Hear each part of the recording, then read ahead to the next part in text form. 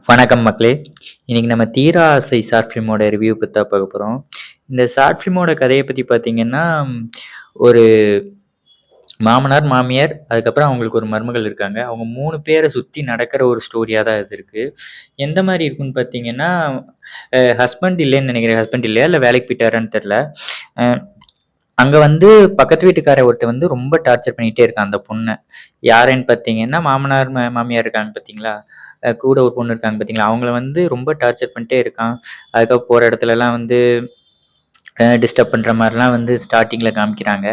காமிச்சுட்டு அதுக்கப்புறம் வந்து ஒரு நாள் தொரத்திட்டே வர்றான். அந்த பொண்ணு பயந்துட்டு ஓடிக்கிட்டு இருக்கு. அதுக்கப்புறம் மளிகை கடையில ஜாமான் வாங்க போம்போது, அந்த மளிகை கடைக்காரரும் இவர தப்பா பார்க்குறாங்க. அ அத வந்து வீட்ல வந்து அவங்க மாமனார்ட்ட சொல்லுது. மாமனார் வந்து அந்த மளிகை கடைக்காரனையும் போட்டு அடிக்கிறாரு. அதுக்கப்புறம் அந்த பையனையும் போட்டு அடிக்கிறாரு. அடிச்சதுக்கப்புறம் நான் உனக்கு சப்போர்ட்டா இருக்கேன் விடுபிடிங்கிற மாரி வந்து இந்த மாமனார் வந்து பேசிட்டு இருக்காரு. சரி அப்படிங்கிற மாரி ஒரு விஷயங்கள் போயிட்டுருக்கு. அதுக்கப்புறம் ரொம்ப நாள் கழிச்சு, அ அவங்க சொந்தக்காரங்க யாரோ இறந்திருப்பாங்க போலருக்கு. அதுக்காக அந்த எலவுக்கு வந்து மாமனாரும், மாமியாரும் போயிருப்பாங்க.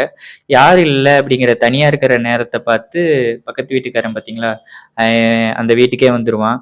அதுக்கப்புறம் அந்த பொண்ணு பயந்துட்டு கதவ பூட்டிரும். ஏங்க நான் உங்ககிட்ட அன்னைக்கு பேச வந்தத நீங்க முழுசா கேட்டிருந்தீங்கன்னாலே வந்து உங்களுக்கு இந்த பிரச்சனையே வந்திருக்காது. நான் சொல்றத முழுசா கேளுங்க. நீங்க யார நல்லவர்ன்னு நெனச்சுட்டு இருக்கீங்களோ, அவரு தான் கெட்டவரு அப்படின்னு சொல்லிட்டு அவங்க மாமனார பத்தின உண்மையான ஒரு விஷயத்த சொல்றாரு.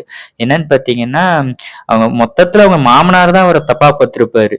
அ ஒரு வெளிய போற இடத்துல, எல்லா இடத்துலயும் வந்து தப்பா பார்த்துட்டு இருப்பாங்க. அதுக்கப்புறம் ஒரு நாள் மாடியில துணி காய போடும்போது வந்து டச் பண்ண வருவாங்க.